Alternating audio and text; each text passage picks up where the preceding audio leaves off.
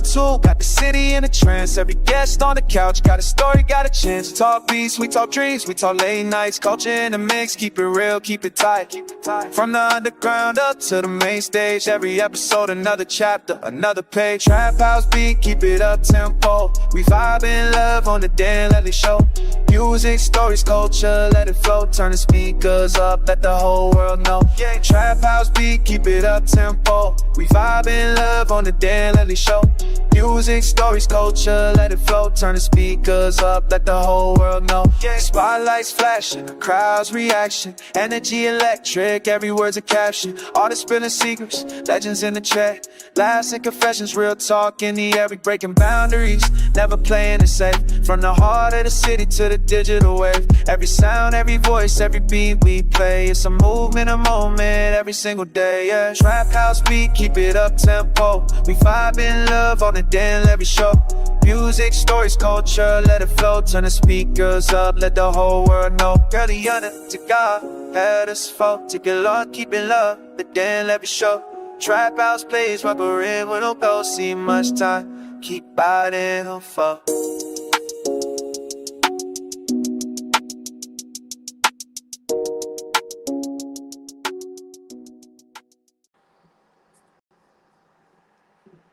Thank you for tuning in to the Dan Levely Show. Thank you for clicking that play button and everything. And we are live as of right now. Thank you for watching, everybody. Remember, like, share, subscribe, tell a friend, all that good stuff. And today we have a very special guest. I've been following this guy on social media forever, and I'm pretty sure you are too because everyone is.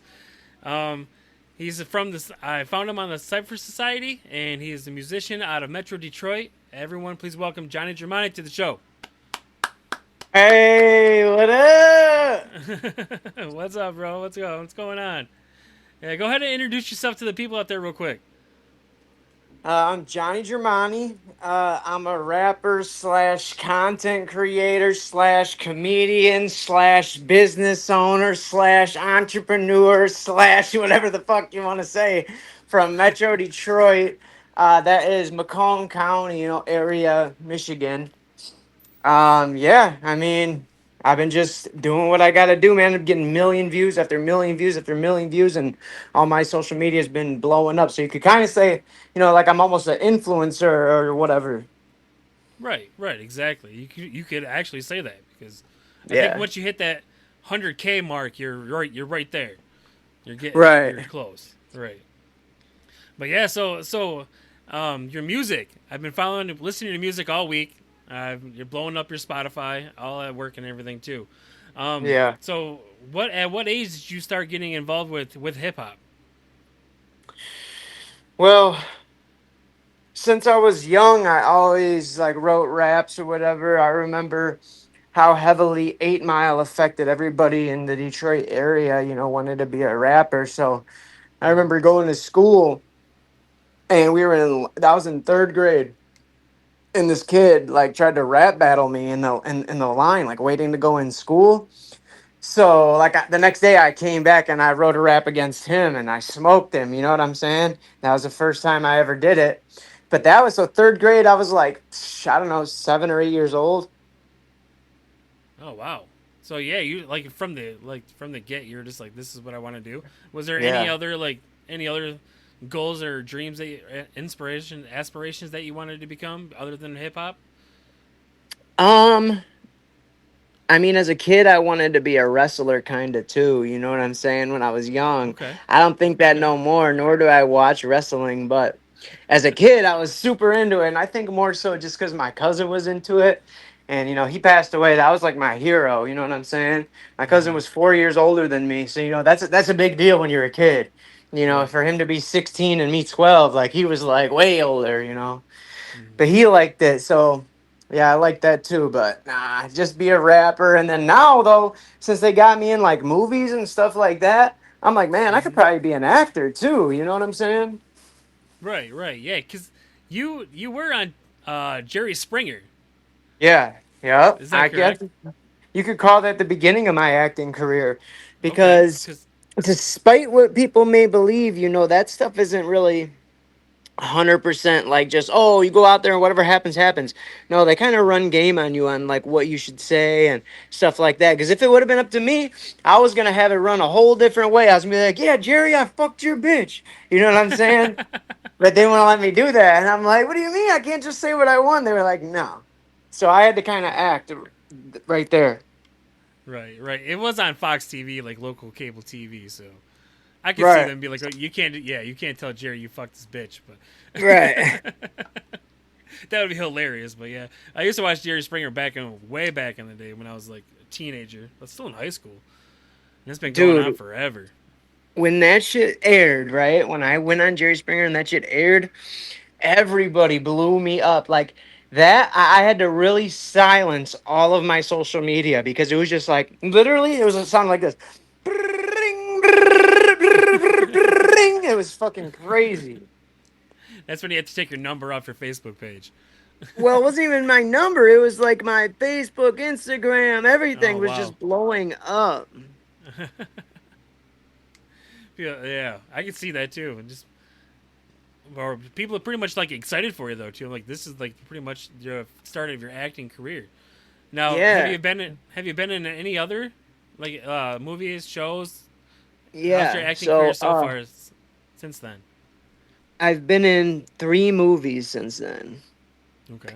And these are all kind of actually just recently. The last 3 years, I've done one movie every year. And that's all thanks to Matt Santia and Melinda Bryce. Hmm. So Matt Santia, I kind of just ran into him, and it was a blessing that I did. It was once I first got sober, I ran into him, and he's like, "Dude, I direct. Like, here's a show I did. Here's a movie I did. All this stuff." I'm like, "What?" And I showed him my song, my first song from getting sober, and I showed it to him. And I was like, I got an idea for the music video, and I told him about the Clockwork Orange thing, and like how Hmm. I'm gonna be like stabbed in my back and stuff.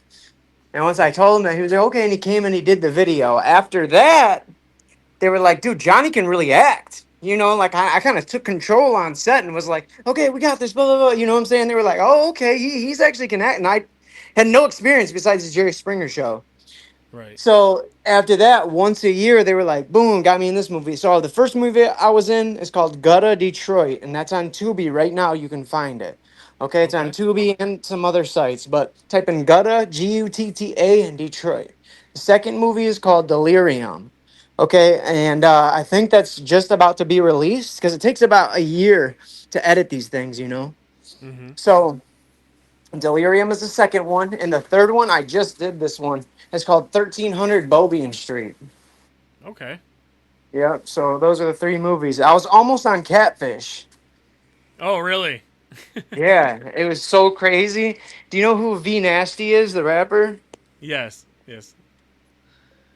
So V Nasty, I did a song with I Swear Vezo, and he retweeted our song, and Uh-huh. through that, V Nasty hit me up and was like, if you send me $500 today and today only, I'll do a song with you. And I was like, okay, bet. And I sent her the money. She blocked me on everything. So I hit up Catfish. Make a long story short, it was really her though. It was her verified account on Twitter. She Oh blocked me wow. on Twitter. But I still hit up Catfish. I was like, I know this isn't typically what you guys usually do, but couldn't you guys go through like something like this? You know what I'm saying? And they were like, yeah, absolutely. And they flew a therapist from LA out to here. And this is before Uber and stuff. Like they had some just random person pick me up and bring me to the airport.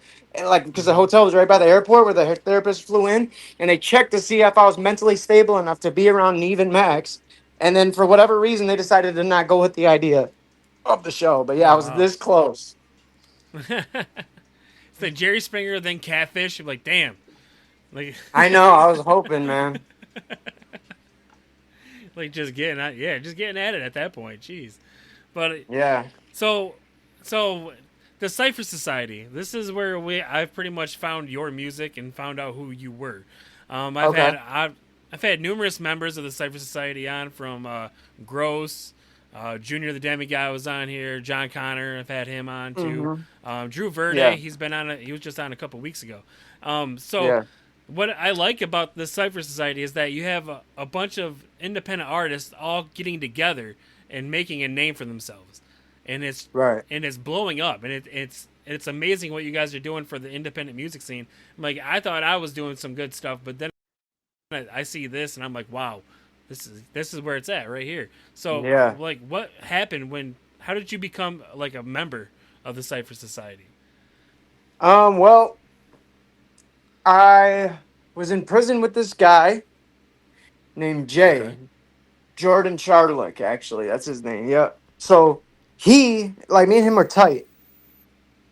We were so tight to the point, like when I was real sick and stuff, he came and seen me, and like I was in the hospital, he came and see me. So I actually got really cool with that dude. Well, when he seen me do this music video that was super high quality, thanks to Matt Santia, the guy I told you about, he was like, "Yo, you're Mm-hmm. rapping. You should check these guys out. They're from, around where he's from, which was like Oakland County area, and I'm from Macomb. So I didn't even look at none of their videos or know who they were or nothing. I was just like, okay. And I messaged the Cypher Society, and I was like, can I, what I'm saying, can I come and be a part of what you guys going on? Now, they had 23 ciphers before I came. I came in chapter 24. They only had 10,000 Okay. followers when I came. And I got on that first one. I seen what's going on. I was like, okay, I didn't know that they did it like often or whatever. I didn't know they had 23 before this or anything. And I was just like, okay. And I showed up, and that was the hypest cipher ever. I got everybody super hype, and they'll all tell you this too. And then I never missed one cipher till this day. I've never missed one since I came. Right. Right. Like, you could tell, like, even in the videos, like in one of the videos you're hanging, I think it was like a 2 or a 0 or something, and you're like right in the middle of it, just hanging up there, and you can see the energy from you. Like, you're in the back, you're in the very back of the row, Right. and you can see you. Like, you're the attention grabber in that video. Yeah. And it's just like, I was like, who is this guy? And that's when I started typing out, okay. And then I started watching your videos and, yeah, seeing your music. And phenomenal, by the way, phenomenal. A lot of diss tracks though. Yeah. Is that like a kind of your own genre there, right there? You're kind of creating like your own diss track genre. So, yeah, all the diss tracks Okay. of today, like this is my music now, are all people poked at me first, and I just responded. I'm not one to shy away from that stuff. You know what I'm saying? I feel like Mm-hmm. that's like the heart of hip hop, and that's where I find like the gold in what I do. Like when I first came out, like I told you, like when I first ever made a rap was about that kid at school. So that's essentially a diss track. Mm-hmm. You know what I'm saying? But Right. um back in the day, like I was like, all right, I'm making a name for myself, I'm doing this stuff, boom, I'm gonna collab with all the local artists. So I started hitting them up one at a time. I'm like, let's do a song. If they didn't want to do it with me, dissing them, you know what I'm saying? Just like, boom, your fans are gonna know about me either way. So what's up? Okay, maybe this guy will do the song, this guy will do the song, and this guy doesn't, boom, dissing him, his whole team. And like for whatever, I'm like Okay. ready to drop a diss on everybody. So that kind of started some shit that even snowballed into today's diss tracks, and had people Okay. wanting to say whatever about me, but I'm just like, whatever, let's do it. Right. You want to Yeah. know It's like something crazy is that I go made a ahead. diss track on somebody, my most recent diss track, and the guy took his own life. I'm not Oh I'm wow. not saying it's because of the diss track or whatever, but like a month after it was Right. released, Right. he ended up taking his own life. You know what I'm saying? Just crazy, right? Oh wow. Yeah. That's nuts how that happens. Yeah, I think he had some his own stuff going on, like addiction issues and all this stuff. But Yeah. it's just like, whoa, this that stuff can really end lives and stuff. You look at the major hip hop community, that Mm-hmm. stuff really ends lives.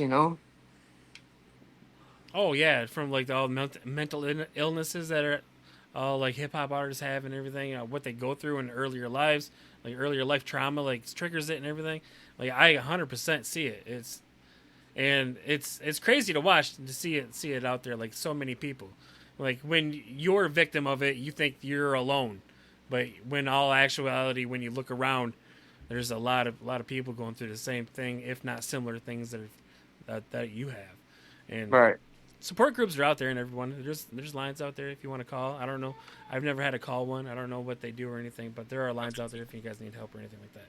Right. I don't want to be that guy But that's anyways, like just only destructive or whatever, because I do make songs to help people's lives too. Like I made the relapse versus recovery, right. and I made the Mexican versus MAGA one. I made a domestic violence raising awareness for that. I'm always thinking of the next thing I can do to Mm-hmm. help somebody. We give back to the homeless and donate food and clothes and Narcan to them and everything. So it's not like I'm just completely destructive, chaos, beef all the time, but I'm not going to Right. stray away from it either, you know?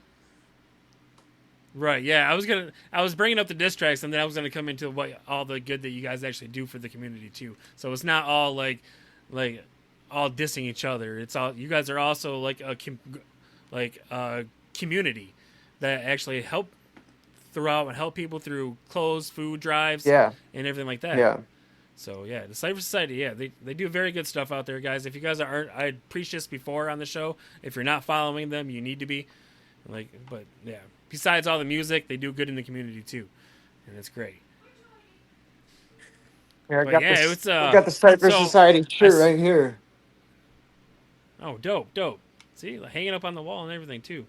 That's when you know you're proud. Is when you tag something up on the wall. Yeah. That's pride right there. Yeah. That's pride right there, brother.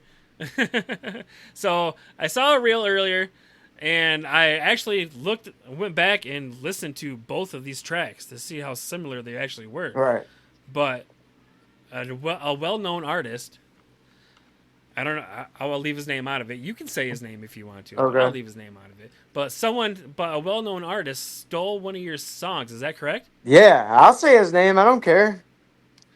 Okay. Don Tolliver stole my song. And now look, okay, so let's be real about it. We're being real life here, me and you right now. This isn't a reel, like a video, that we're making. Mm-hmm. The when I say Don Tolliver stole my song, it grabs way more attention than saying, "Hey, this producer that nobody's ever heard of sold my beat twice." You get what I'm saying? Which is all Right. I'm really trying to bring attention Yes. to, because it's not really Don Tolliver's fault. I doubt that he found my song and said, "Ooh, I'm gonna make a song like this." The producer that sold me that beat, I bought exclusive rights to it for $500. I have all the paperwork. I bought it and I released my song way back in 2024. So who knows even when I bought it, was even before that. And Don Tolliver just Right. released his song in 2026. After I bought it, the producer had doubled back on me and tried to say, "Oh, can I buy that beat back from you?" Because Don Tolliver hit him up, and I didn't know that at the time, but this is what I'm thinking. And I just said no. Right. I said, I don't care if you gave me $10,000. I don't want to sell this song. This is my favorite song I've ever done. It honestly is my favorite song. Like it's like I'm actually singing on it, and you know what I'm saying. I love the beat, everything. But yeah, the song is like, it's crazy. I should be able to claim all the earnings made from that song, which is estimated to be $2.3 million. Wow. Yeah, so I'm kind of happy it happened, but I don't want my song to get took Right. down. Mine was up first, Right. you Exactly. know. Exactly. Like, yeah, you got to be careful with these big artists out there. They do steal from independent artists like yourselves Right. and other people out there. It's crazy that you think that someone with so much talent wouldn't have to like steal from or at least double back on a beat. Like you can make another beat, bro. Right. You're a fucking producer. Get to work. You know, you don't have to double this down and fucking do it again. If anything, alter it in some sort of way so it doesn't sound like the same beat. But I don't know. Laziness and greed come hand in hand. But yeah, that's crazy. That's crazy. So I'm if I don't know if you end up getting a big payday off of this, it's kind of like a blessing in I disguise, though, know. right? I know, but my dad, So like, I don't think my dad ever would have made $1 million in his life either. But my grandpa got shot by a mm, cop at Macomb Mall, and they killed him. My dad got okay, $1.5 million. He was just a baby when it happened. When he turned 18, he got one of the checks, and then he got another check. He was already in prison by the time he got the other check. The police seized everything and everything like that because he was heavy into drug use. But I don't think he ever had a way he was going to make $1 million, and then bam, some random thing happens. So it's like, if this is right, my random thing, I'm just like, dude, I'm ecstatic about it. right, yeah, yeah, go for it. Yeah, I was listening or was watching the Get a Grip podcast the episode that you were on probably a couple days ago, and I know all about your backstory, like everything that you talked about on there. I didn't want to bring it up here. If you want, like, if you wanted to talk about it, you could bring it up if you wanted to. But I don't. I kind of like to keep it music wise and like cheerful. Okay. But yeah, from coming from like a dark background like that, how do you like? When did the switch flip to where like I don't want to do this anymore? I need to go do this. Like when did that come on? When did you realize that you were down the wrong path? Well, I think I knew immediately. I was as soon as I started doing it, I was down the wrong path. So I have my family comes. I come from a long line of addicts on both sides, my mom's family and my dad's family. And then, Mm-hmm. when my mom killed herself, I came home and found her dead in the couch in my house. I started hanging out with my dad just because, like, I don't know, that's just where I wanted to go. And but I could only be around him if I was doing what he was doing. And he introduced me. Mm-hmm. It's not his fault; it's my fault. At the end of the day, it was my choice. But he introduced me to hardcore drugs. And as I was doing it, I Wow. went to jail multiple times, a bunch of times. I went to prison multiple times. I went to rehab 11 times. And none of it ever scared me I never wanted to stop. I just wanted to continue getting high. But I did make the Nice. decision to say, okay, I've been getting high. I know what that's all about. Let me just try to be clean and actually be successful in life and see what happens. And I tried that. Mm-hmm. And after seeing like my music, me getting the response I want from my music, and after, seeing how successful I can be, I was like, oh, yeah, there's no way I'm ever Mm-hmm. going back. Right. Right. Yeah. And yeah, I'm glad you made it out there, and you're on the road to you are now. I'm glad that you found that. Yeah. Um. Now is there like what do you have like in store for like the future? Like where do you see Johnny Jermani in 5 years? Well, the way my pages have been growing. In 5 years, I'm gonna have multiple millions of followers, and Mm-hmm. so I think with that is gonna come, bigger collabs, bigger, people that I'm working with and stuff, and it'll go on. Even if I'm like kind of walking my way up the mountain. Besides taking like a label would be like a ski lift or whatever, but I'm walking my way up the Mm-hmm. mountain. Even if I have to go step by step, I'm still headed up there. So 5 years from now, I only think it's gonna double and triple. Everything in my life has been increasing, and just last year I started making money from my music for the first time ever. And that's been really Mm-hmm. helpful. And it's not just like this is like something significant, not just a couple dollars here and there, like something that actually helps my life. Like I'm standing in my own place right now. I got my nice truck outside, stuff like that. So I don't know exactly where, but I believe I will still be a powerhouse of content. And I think I'll just be making more and more money from it as time goes on. Hopefully, collabing with some big artists. Yep. Dope. Dope. Yeah. To get some big artists out there. You already had some names under your belt. ATM Chrome. ATM Crown, yeah, Like, yeah, yep. he's dope, Yep. man. I like that guy. I'm real tight with him now. I got a song with him. I got multiple songs with him. I got a song with Iceberg Vezo. I got a song with Cash Yep. Kid. I worked with Afro Man, was the first rapper ever, and I rapped with him for like 4 years. We did shows together. Mm-hmm. Yeah, you actually opened for him. Is that correct? Yeah, yeah. Wow. Wow. What was that like opening for Afro Man at such a young age too? Like Colt 45 and two zigzags. Like what? How was that? Dude, when I first met, so okay, my godfather used to work for him, like doing Mm-hmm. odd jobs and stuff. He owned a medical marijuana certification center. And once a year, he would do the THC Expo. And he would have Mm-hmm. all these vendors and whatever come. And it was a weekend event at the Rooster Tail in Detroit with his like a wedding hall. Like it's right on the river. It's very nice. Well, he would have Afro Right. Man come on because it was a weekend event. One of the days Afro Man would come and he was rapping. I got to open up for him. And then that's when I started developing like my own artist development. First time ever meeting Afro Man. Um, as soon as I heard his voice, I'm like, oh man, this dude sounds like he should be on the radio. You could tell why, like Right. immediately. And we had our own Yep. school bus that we spray painted the school name off the side, and people were smoking on it, called it the Magic Vapor Bus. Like it was a huge, crazy event. And yeah, his Nice. name's Joe or John Foreman and stuff. I'm actually, dude, Afro Man was one of the coolest people I ever could have met because my mom, as a kid, that was like one of the first raps I heard. She had Afro Man tape in her car. And when she'd go in the gas station, I would Uh-huh. take it out and hurry up and try to play it and listen to it before she got back because she didn't want me hearing it. It's like Afro Man. Yeah. Yeah, you're right about that age when Afro Man first came out. Yeah. My first hip hop song I ever heard was "I Wish" by Skee-Lo. Oh, I You wish I was ever a hear that little song? bit taller. I wish I was a baller. That one? Yeah. Yeah. Yep. That was the first hip hop song I ever listened to. Yeah. Turn me on right there. Yep. Yeah. Shout out to Skee-Lo though. Like I am reaching out to him. I'm trying to get him on the show too. Yeah, that'd be cool. Yeah, that'd be dope as hell. That'd be dope as hell. But yeah, I don't want to hold you up for any more time. I know you're busy as hell, and you got a Yeah. lot of shit to do today. Is there any shout outs or anything you want to promote? Now's the time to do it, bro. Shout out to the Cypher Society.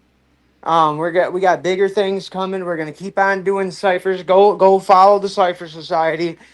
Shout out to Junior the Demigod because he's been producing all of my stuff lately. You know, he's like been making beats and getting really good at making beats. Shout out to ATM Crown, Chicken Man Cap, Dan Ban, Beard Music, and all my homeboys out there, man. I can't think of everybody right now. Ozzy, OZ, Nick, everybody, dude. So yeah, that's about it. Awesome, awesome. I do want to thank you for taking time out of your day to chop it up with me, sir. If you ever want to come back, just hit me up and we'll make something happen, okay? Okay, yeah, we'll I definitely do appreciate another you. one. All right, sounds good. All right, Sounds man. good for sure. But next week, everyone, we do have comedian. There we go. Comedian Dustin Cole coming on. He is now touring with Tom Arnold. So we're gonna get that story and how that came about. So look out for next week. We do have comedian Dustin Cole. And with that being said, I love you guys. I do. I really do. Thank you for watching. Thank you for clicking the play button. Just like, share, subscribe, tell a friend to tell a friend. Scan the QR code. I always get it wrong. I'm still pointing the wrong direction. Scan the QR code and donate to your show. Give us $1. That'll help. Anything will help. Anyways, I love you guys. We'll see y'all next week with Dustin Cole. Love y'all. Stay up. Peace.